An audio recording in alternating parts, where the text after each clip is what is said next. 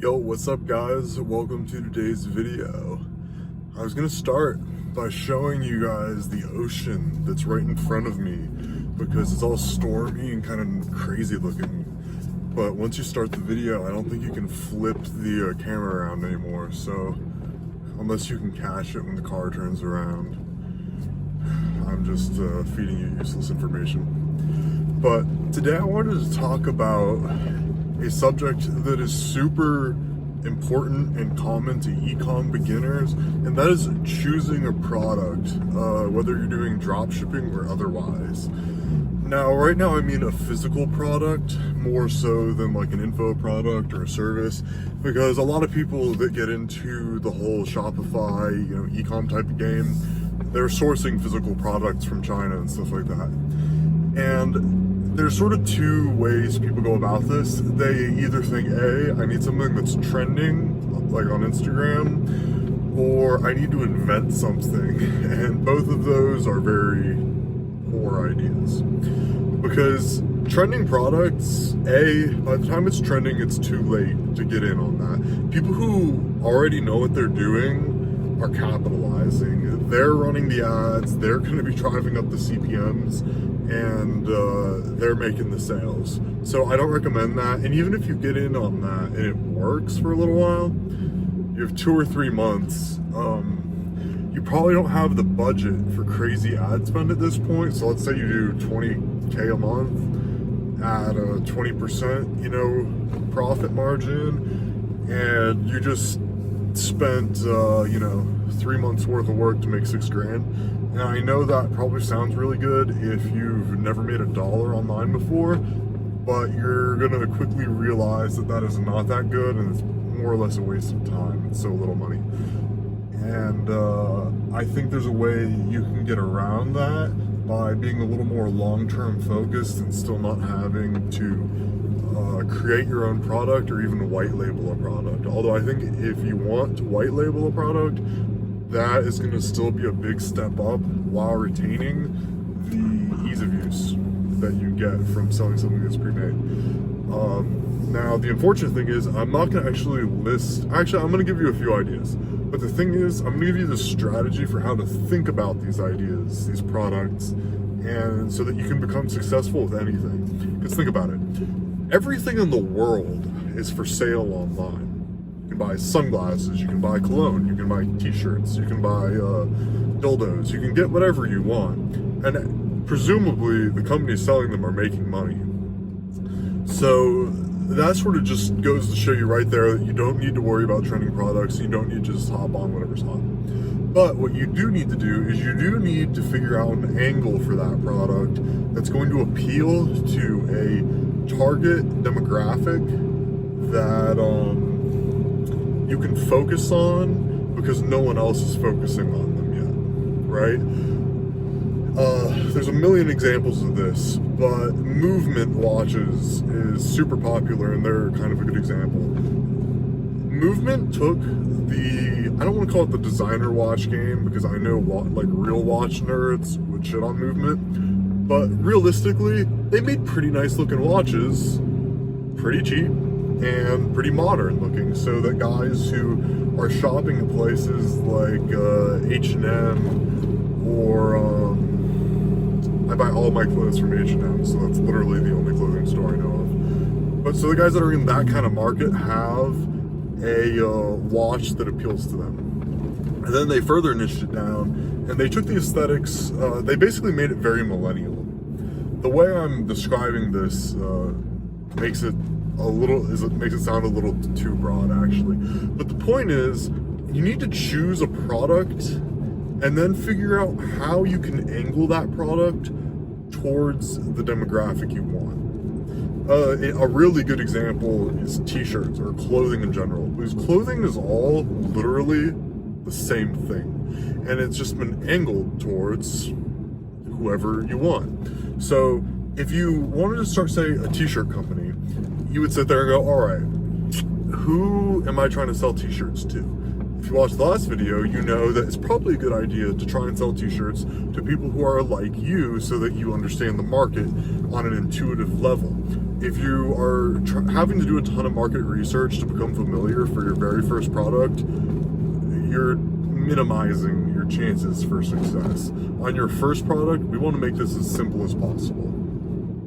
So let's say you're really into motorcycles. I used to be really into motorcycles, and then I got into a sort of bad crash where I broke both my arms, and that made me less into motorcycles. But say you're into motorcycles. All right, cool. Well, within motorcycles, there's a lot of subcultures. There's the rice rocket guys who just want to go fast. There's the stunt guys who like to do wheelies. There's the chopper guys who want to customize their Harleys. There's even Harley guys who like to do wheelies on these crazy custom painted like 70s style Harleys. Now, how does that sound for a niche?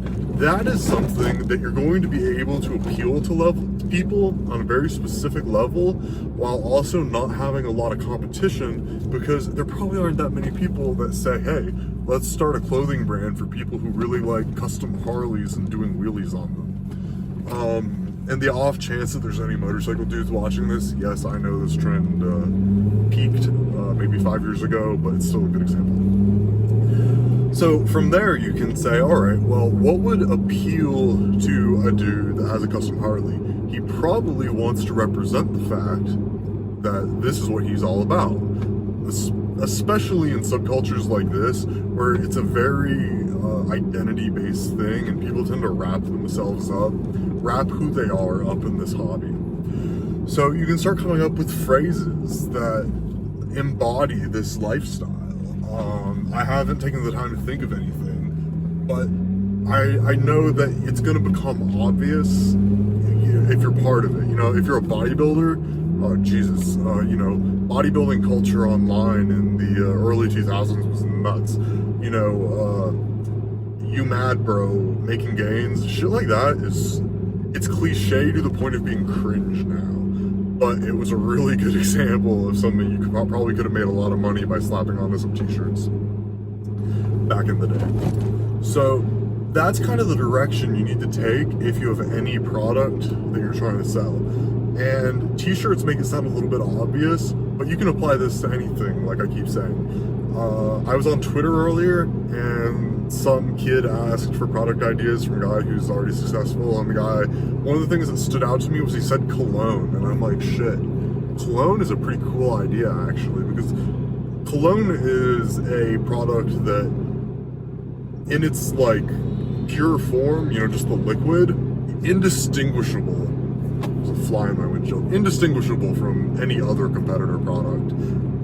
It's entirely the branding. Now, I also know there's cologne nerds out there who are super specific, like down to the batch and bottle of cologne, how it smells. You're not going for those guys, clearly. But you could still position this cologne in such a way that it appeals to a very specific market. And the good thing about something like cologne is that it actually solves a problem. You're going to hear that repeated to the point that it drives you nuts. People are going to say, you need to solve a problem. Well, that's true.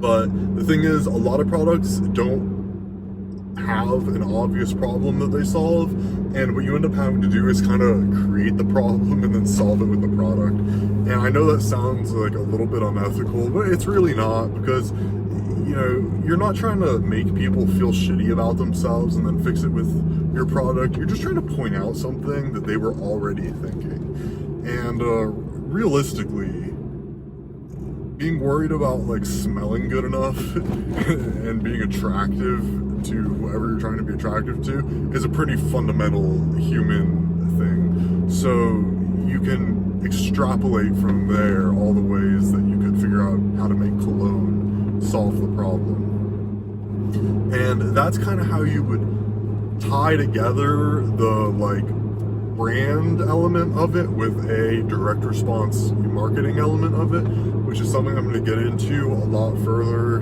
in you know, future videos.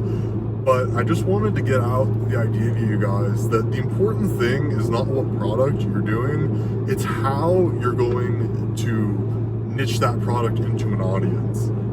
Back when I was starting, a phrase that got repeated a lot was, don't choose a product, choose an audience. Then, you if you choose hippie millennial girls, what products appeal to them. I don't really think that's all that good of a way to do it, because you're going to be really limited by your imagination. I mean, necklaces, shirts, I don't know what those girls want, but there's an infinite amount of products that are already out there, and chances are you can then swing it the other way and figure out how to make it appeal to hippie millennial girls. Because at the end of the day, human beings all want the same things, both on a material level and otherwise. We're all buying the same crap for the most part. Everybody buys a car. Some people are buying Honda Civics and some people are buying Lamborghini Aventadors though. And that's the distinction. That's a great example. Figure out whether you want to be the Honda Civic or the Lamborghini Aventador, and then play to the strengths of each of those products, because those products clearly have different strengths. Alright guys, I don't want to drag on too much, because that's the main idea. That's what you really need to know. And if you're browsing AliExpress or something right now, you're probably, you can apply this idea to. You can start thinking, okay, cool, so I just found this water bottle online. Who can I apply this water bottle to? A niche that's kind of exploding right now is fighting. Not like street fighting, but like athletic fighting, MMA, boxing. I've really noticed that as a market, those guys are starting to buy stuff that supports their interests. And I've noticed one or two brands that are focused around, MMA, jiu-jitsu, whatever, starting to pick up some steam. So, all right, I've got this water bottle. How can I make this water bottle appeal to guys who are heavy into the Brazilian jiu-jitsu set? This is ultimately how you're going to have to figure out how to market any product, whether you're choosing it yourself or you're working with a client and they're giving you a product. In that case, it's going to be even more important, because you're not choosing the product. You just have to figure out how to sell it. And figuring out who you're going to sell it to is a huge part of figuring out how you're going to sell it, assuming you have a good product in the first place. Alright guys, I'm about to get on the highway and the road noise is going to become unbearable like it did in the last video if I don't stop now. So I will see you all tomorrow. Start thinking about who you want to sell your products to, and you're going to be halfway there. Over and out.